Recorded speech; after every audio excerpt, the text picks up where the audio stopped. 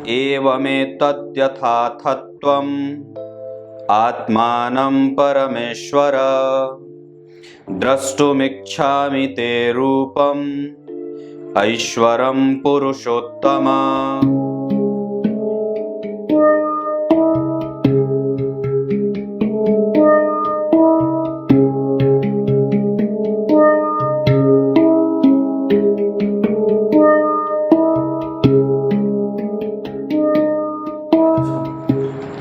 नमस्कार, एक बार फिर से उपस्थित हूं आप सबके सामने सोमवार के बाद मंगलवार के कार्यक्रम में। मेष लग्न की कुंडली के लिए कौन कौन से रत्न परामर्श के तौर पे दिए जा सकते हैं, आज उस पर चर्चा होगी। शुरू करते हैं आज का कार्यक्रम। कहीं नहीं जाना है, बिल्कुल बन के रहिएगा। कार्यक्रम के आरंभ में बोले गए गीता जी के श्लोक का अर्थ भी बताने वाला। सबसे पहले बताऊं कि मेष लग्न मतलब यहाँ 1 नंबर लिखा है, और ये कोई आवश्यक नहीं है कि आपकी कुंडली अगर मेष लग्न की है तो ही आप इस कार्यक्रम को खाली देखेंगे, ऐसा नहीं है। ये जानकारी के तौर पे प्रत्येक व्यक्ति इस कार्यक्रम को देख सकता है। मेष लग्न एक अग्नि तत्व के लग्न से संबंधित लग्न है। मेष लग्न के लोगों में मैं आपको पहले उनकी भूमिका थोड़ी सी बता देता हूँ। दरअसल आपको उनके स्वभाव को पकड़ने में बड़ी आसानी हो जाएगी। एक कल्पना करिए कि एक ऐसा व्यक्ति है जिसके ऊपर जिम्मेदारी का बोझ है, और वो उसको बोझ नहीं कहता, दरअसल उस पर वो अडिग रहता है। मतलब जिम्मेदारी का एक दबाव है। कई बार वो उन जिम्मेदारियों को निभाते निभाते निभाते निभाते इतनी दूर चला जाता है कि खुद से बैठ करके बात ही नहीं कर पाता, और ना ही उसके पास खुद के लिए कभी कोई वक्त होता है। वो जिम्मेदारी उसके समाज की होती है, वो जिम्मेदारी उसके परिवार की होती है, वो जिम्मेदारी उसके खुद की नहीं होती और बाकी सबकी होती है। पर कई बार कुछ ऐसे लोग होते हैं जिनको बहुत ज़्यादा इतना ज़्यादा जिम्मेदारी का बोझ मिल जाता है कि वो ना तो अपने आप को वक्त दे पाते हैं और ना ही अपने ऊपर काम कर पाते हैं, और ये जिम्मेदारी निभाते निभाते निभाते निभाते पत्थर बन जाते हैं। कई बार पत्थर बन जाते हैं जिनके अंदर की संवेदनाओं को कुरेदने पर वो तुरंत ही बल बला करके बाहर निकल जाता है। मतलब एक घाव है, एक घाव जो बिल्कुल ही भरा हुआ है पस से, थोड़ा सा उसमें छिद्र किया तो सारा जो है वो बाहर निकल जाता है। आप एक ऐसे घड़े की बात कर सकते हैं जो बिल्कुल ही एकदम भरा हुआ है, जिसमें एक कंकड़ी मारी और वो फूट गया, और जैसे ही वो फूटा उसके अंदर का सारा तत्व बाहर निकल जाता है। ठीक उसी तरीके से मेष लग्न वाले जिम्मेदारी निभाने वाले होते हैं, और इनके सर पे जिम्मेदारियों का दबाव होता है। कुछ जिनकी कुंडली में मंगल अच्छे होते हैं, जिनकी कुंडली में सूर्य अच्छे होते हैं, जिनकी कुंडली में गुरु अच्छे होते हैं, वो इस जिम्मेदारी को बखूबी बहुत अच्छे तरीके से सांत्वना से युक्त होकर के संबोधित करके खुद को हर बार अपने आप से बात करके उस जिम्मेदारी को निभा देते हैं। पर कई बार ऐसा नहीं होता है, और कई बार वो अपने ही पथ से भ्रष्ट हो जाते हैं और गड़बड़ भी हो जाता है। जैसे इन लोगों में एक विशेष प्रकार की एक संरचना होती है कि वो अपनी बात कई बार प्रकट नहीं करते, अंदर ही अंदर दबाए रहते हैं, और उस दबाएपन के स्थिति में इतनी ज़्यादा कई बार प्रबलता हो जाती है कि वो बिगड़ से जाते हैं। मतलब होता है ना, जैसे कि किसी की सुनी नहीं, सबके प्रभावों को झेलता रहा, जिम्मेदारी निभाता रहा और आगे बढ़ता भी रहा। उन दबावों के साथ कैसे आगे बढ़ना है ये इन्हें बहुत अच्छे तरीके से आता है। प्रगतिशील होते हैं, संवेदनशील बहुत होते हैं, तुरंत ही इनको ताड़ने की शक्ति होती है, तुरंत ही सामने वाले को पकड़ लेते हैं कि उसके दिमाग में कौन सी बात चल रही होती है। ये दरअसल सेनापति होते हैं ना, मंगल, मेष राशि सेनापति की राशि होती है, मंगल से प्रभावित है, इस वजह से जमीन से जुड़ी हुई राशि है, और तुरंत ही फिरकी मारने वाली, फिरकी मारती है ना, जैसे गेंद फिरकी मारती है, वैसे तुरंत ही ये सामने वाले को समझ करके उसके हिसाब से अपनी प्रतिक्रिया और अपनी जो है वो रणनीति तैयार करते हैं। पॉलिटिकल होते हैं, अपने आप को हमेशा ही करेक्ट करना चाहते हैं और हमेशा ही अपने आप को उदार दिखाने का प्रयास करते हैं, या दिखाते हैं कि मैं बहुत जो है वो शांत हूँ, सरल हूँ, पर वस्तुतः वो होते नहीं है। उनके दिमाग में हमेशा ही कोई ना कोई खिचड़ी पकती रहती है। इन सब के अतिरिक्त और भी बातें जो मेष लग्न के बारे में आप कहें तो बिल्कुल ही कभी भी किसी को क्लियर करके ही कोई बात करते हैं। उधेड़-बुन में नहीं रखना चाहते, किसी भी तरीके से किसी को कंफ्यूज नहीं करना चाहते, बिल्कुल ही साफ और स्पष्ट बोलना चाहते हैं, शूरवीर होते हैं, लड़ाका, धैर्य से युक्त और धैर्य को परखने की शक्ति, किसी भी स्थिति में अपने आप को हारने न देने वाले ये लोग कानून से, जिम्मेदारियों से, सरकार से, तंत्र से,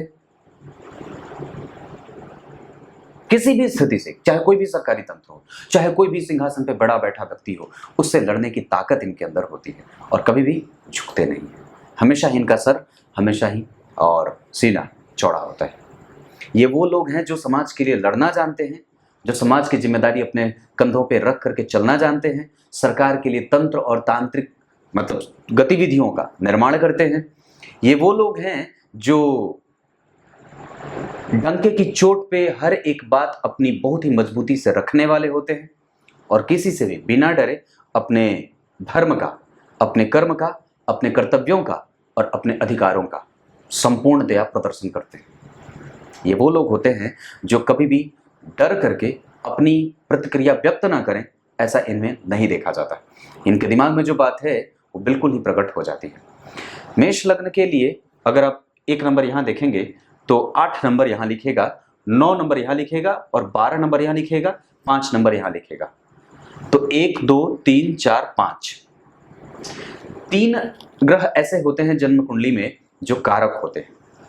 मेष लग्न की कुंडली के लिए कारक होते हैं सूर्य, जो पंचम भाव के अधिपति होते हैं। दूसरे कारक ग्रह के रूप में भाग्य भाव के अधिपति देवगुरु बृहस्पति और 12वें भाव के अधिपति देवगुरु बृहस्पति होते हैं। मतलब ये चूंकि लग्नेश के मित्र होते हैं और तत्वतः भी दोनों में समानताएं देखी जाती हैं।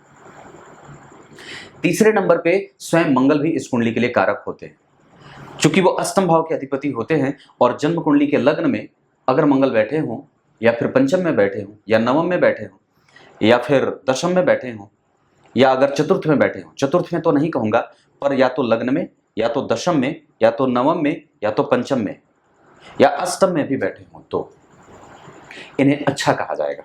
वस्तुतः लग्नेश कहीं भी बैठे तो अच्छा ही होगा, पर मेष लग्न के लिए और वृश्चिक लग्न की कुंडली के लिए एक बात जो सभी कुंडलियों पे समान रूप से लागू होती है और वो ये है कि चतुर्थ भाव में मंगल थोड़े कमजोर हो जाते हैं और इस वजह से वो थोड़े मानसिक शांति को नहीं देने वाले होते हैं। ये बात समझने की है। अगर आपकी कुंडली में लग्नेश मंगल बनते हो और चतुर्थ भाव में बैठे हों तो निस्संदेह थोड़ी सी मानसिक अशांति का एक दौर चलता है, विशेषतया शनि मंगल राहु केतु की दशाओं में। ये तो बात यहाँ तक रही, ये दूसरा चैप्टर था। तीसरे पे आते हैं कि रत्न कौन सा पहनना चाहिए। सबसे पहले रत्न जब भी आप धारण करें तो आपको सबसे समुचित रूप से ये देखना होगा कि आपके ऊपर से दशा कौन सी चल रही है। ये सबसे ज्यादा है, आवश्यक है, क्योंकि दशा के अधिपति के आधार पर अगर हम रत्नों का चुनाव करते हैं तो निस्संदेह हमें उसका एक अलग और कुछ और भी बढ़ करके लाभ मिल जाता है। जैसे अगर शनि की दशा चल रही होगी और अगर मंगल का रत्न पहन लेंगे तो हो सकता है कि थोड़े नुकसान भी झेलने पड़े, या हो सकता है क्या, या होता है। दूसरे नंबर पे अगर आपकी कुंडली में राहु की दशा चल रही हो, अगर उस दौरान अगर मंगल का रत्न आप धारण कर लेंगे तो भी थोड़ी सी दिक्कत होती है। अगर आपको क्रोध ज्यादा आ रहा हो या क्रोध में आप रहते हो, जल्दबाजी आपके पास ज्यादा हो, अधिक संख्या में आपके पास कर्ज पड़ा, तो फिर आपको मंगल का रत्न धारण करने से बच जाना चाहिए। इसके अतिरिक्त आप अगर मेष लग्न के हैं तो सबसे ज्यादा आपको जिस रत्न की आवश्यकता होती है, अगर आपके पास गुरु की दशा चल रही है, सूर्य की दशा चल रही है या मंगल की दशा चल रही है, तो निसंदेह आप इन तीनों में से किसी भी एक रत्न को धारण कर सकते हैं। अगर आप मेष लग्न के हैं और अगर गुरु की, मंगल की या सूर्य की दशा चल रही है तो निसंदेह लग्न कुंडली को देख करके आप तीनों में से किसी एक रत्न को चुन सकते हैं। पर इसके अतिरिक्त आपको नवांश कुंडली में गुरु को देखना होगा, वो किस भाव के अधिपति हैं और कहां बैठे हैं। दशमांश कुंडली में देखना होगा वो किस भाव के अधिपति हैं और कहां बैठे हैं। अगर वो केंद्र और त्रिकोण में बैठे हैं और दशा शनि मंगल राहु केतु की नहीं चल रही है या शनि राहु केतु की नहीं चल रही है, मंगल की भी चल रही है, तो निसंदेह आप मंगल, सूर्य और गुरु में से किसी एक का रत्न धारण कर सकते हैं। आपको इस कुंडली के लिए बचना चाहिए शुक्र और बुध के रत्नों से। वस्तुतः अगर जन्म कुंडली में आपकी वाणी कमजोर हो, अगर आपकी वाणी जो कि आपके बोलने की शक्ति, अगर आपका बच्चा तोतला बोलता है या उसका कम्युनिकेशन कमजोर हो रहा है, तो निसंदेह आप बुध का रत्न भी कभी कभी पहना जा सकता है। परंतु अगर ये केंद्र में बैठे हों या त्रिकोण में बैठे हों तो ही ये बात बनेगी, अन्यथा नहीं। हालांकि कई बार अगर बुध लग्न कुंडली में बहुत अच्छे ना बैठे हों, नवांश कुंडली में भी अगर अच्छे भाव के अधिपति बनते हों, या मंगल अगर बुध के नवांश में जाते हों, या दशमांश कुंडली में भी बुध अगर लग्नेश बनते हों और बुध अगर अच्छे भाव में बैठे हों, तो भी आप बुध का रत्न पहन सकते हैं। ये चौथा रत्न आपकी कुंडली के लिए, मेष लग्न के लिए बनता है। अब एक बात और रही, इन 3 रत्नों के अतिरिक्त आपने सिर्फ एक रत्न पे विचार किया और वो है बुध का रत्न। और वो भी क्यों? क्योंकि मंगल जो है वो जन्म कुंडली में अगर बुध के नवांश में बैठे हों या मंगल बुध की राशि में बैठे हों, दशमांश कुंडली में या फिर अन्य भावों में बुध से उनका संबंध बन रहा हो, तो निसंदेह आप बुध के रत्न पे भी विचार कर सकते हैं। पर प्रमुखतया आपको सबसे पहले, जैसे अगर मान लीजिए मेष लग्न की कुंडली बनती है और राहु की दशा चल रही हो, तो आपको लाजवर्त पे विचार करना चाहिए या गोमेद पे विचार करना चाहिए। इसके अतिरिक्त अगर आपको क्रोध बहुत अधिक आती हो, क्रोध की अधिकता हो, शरीर में कंपन होता हो, शुगर से, ब्लड प्रेशर से संबंधित समस्या हो, हृदय से संबंधित समस्या हो, तो उसमें आपको सूर्य का रत्न माणिक्य भी बहुत लाभ करेगा। और अगर एक बात और है, मेष लग्न के लोगों में जिद बहुत ज्यादा माथे पे सवार होती है और वो कई बार बहुत ज्यादा नियमबद्ध नहीं होते। एक वक्त पे आने के बाद, जब खास करके खराब ग्रह की दशा चल रही हो, शनि राहु केतु की दशा चल रही हो, तो अगर ऐसी कोई बात बन रही है तो निसंदेह आपको गुरु का रत्न बहुत ज्यादा लाभ कर सकता है। और मैंने तो यहां तक भी आजमा करके देखा हुआ है कि जो व्यक्ति शराब में, जो व्यक्ति नशे में, जो व्यक्ति जो है वो किसी भी तरीके से गलत चीजों में, गलत मार्ग पे लिप्त था, उसको गुरु का रत्न मैंने पहनाया तो निश्चित रूप से बहुत लाभ हुआ है और वो जिम्मेदार व्यक्ति की तरह अपने संपूर्ण कर्तव्यों का निर्वहन भी करते मैंने उसे देखा है। तीसरे नंबर पे ही नहीं, अगर कुछ भी अच्छा ना हो तो आप भाग्य का रत्न, चुपचाप आपको गुरु का रत्न पहन लेना चाहिए। मेष लग्न के जातकों के लिए सबसे ज्यादा, अगर किसी भी आप अगर विचार करें तो मेष लग्न के ही अगर लग्नेश मंगल है, अगर वो कितने भी अच्छे बैठे हों और अगर कितने भी खराब गुरु बैठे हों और अगर गुरु की दशा चल रही हो, तो निसंदेह गुरु का रत्न आपको लाभ करेगा। मंगल से भी ज्यादा, मंगल तो कई बार आपको नेगेटिव अप्रोच कर सकते हैं पर गुरु नेगेटिव नहीं होंगे। ये बात कई बार कुंडलियों पे मैंने आजमा करके देखी है। तो संपूर्णतया कौन सा रत्न बनता है जो आपकी कुंडली में बनता है? पहन तो आप 3 सकते हैं, चौथे रत्न के रूप में आप बुध का रत्न विचार कर सकते हैं, पर सबसे ज्यादा जो रत्न आपको लाभ करेगा वो गुरु का रत्न टोपाज या पुखराज हो सकता है। दूसरे नंबर पे आप, अगर आपकी कुंडली में अगर अच्छी दशा चल रही हो, जैसे मंगल की या फिर सूर्य की दशा चल रही हो और मंगल और सूर्य में से बहुत अधिक बार अगर मंगल अच्छे देखे जा रहे हों, तब आपको मूंगा पहनना चाहिए।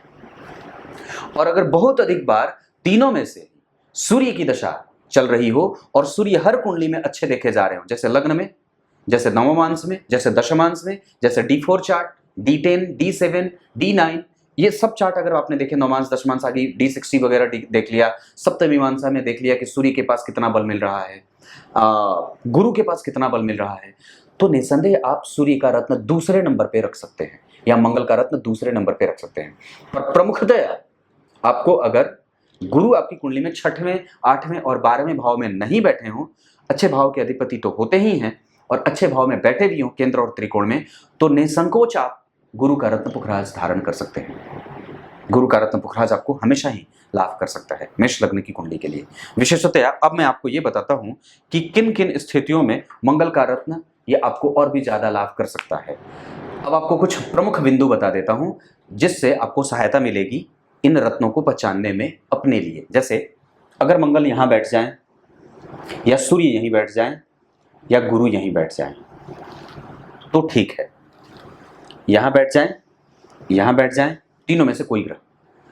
नवांश कुंडली में भी अगर ये यहीं बैठे हों, दशमांश कुंडली में भी अगर ये यहीं बैठे हों, साथ ही साथ सप्तमीमांसा में वो क्रमशः उनके पास बल अच्छा हो, हालांकि उसके लिए अब आपको कुंडली दिखानी चाहिए और देख लेनी चाहिए, लेकिन मेष लग्न की कुंडली के लिए ये 3 यहां, और उसके बाद मंगल अगर आपकी कुंडली में दशा में चल रहे हों या शनि राहु केतु की दशा हो और यहां अगर बैठ जाएं तो बिल्कुल भी धारण नहीं करना चाहिए। या अगर गुरु यहां बैठे हों, यहां बैठे हों या यहां बैठे हों, साथ ही साथ शनि भी, सूर्य भी, मंगल भी, शनि भी, सूर्य भी, मंगल भी, शनि भी, सूर्य भी, मंगल भी, अगर यहाँ बैठे हो, यहाँ मैं शनि को भी जोड़ रहा हूँ क्योंकि दशम भाव के अधिपति होते हैं, ऐसी स्थिति में कई बार अगर आप मंगल का रत्न पहनेंगे तो हो सकता है कि आपके कार्य क्षेत्र में वो परेशानी भी लाने वाले बन सकते हैं।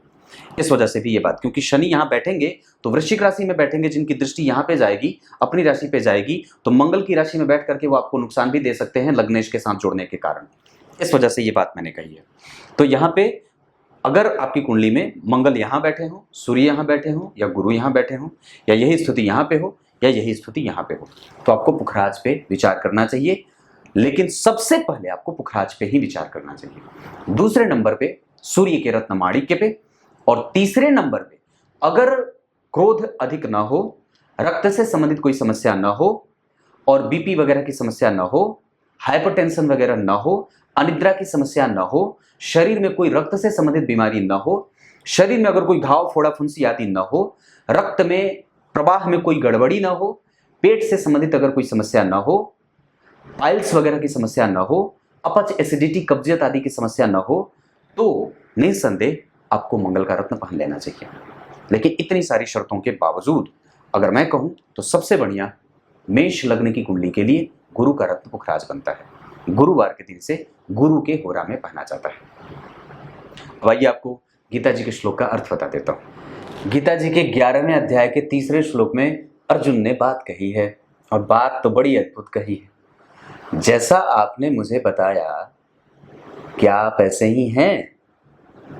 अगर ऐसे ही हैं कि विभिन्न चीज़ों में, विभिन्न वस्तुओं में, विभिन्न प्रकार के पदार्थों में आपकी विद्यमानता देखी जाती है, तो हे भगवान मुझे उसका दर्शन करा दो।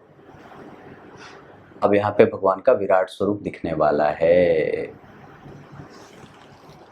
और विराट क्या और सूक्ष्म क्या, जो सब जगह विद्यमान है, जिसकी नींव इतनी मजबूत है कि हिलाने के लिए लोग सड़क पे उतर जाते हैं, जिसकी नींव इतनी मजबूत है कि एक ऐसा, जैसे आप इसको ऐसे समझ सकते हैं कि एक ऐसी धार है इसके पास जिससे लोग डर जाते हैं और थर थर आ जाते हैं। ये सनातन धर्म है, जिसकी गूंज इतनी ऊंची है कि किसी चीज की आवश्यकता ही नहीं पड़ती। कुछ इसी तरीके से आज के कार्यक्रम का समापन करते हैं। तब तक के लिए इजाजत दीजिए।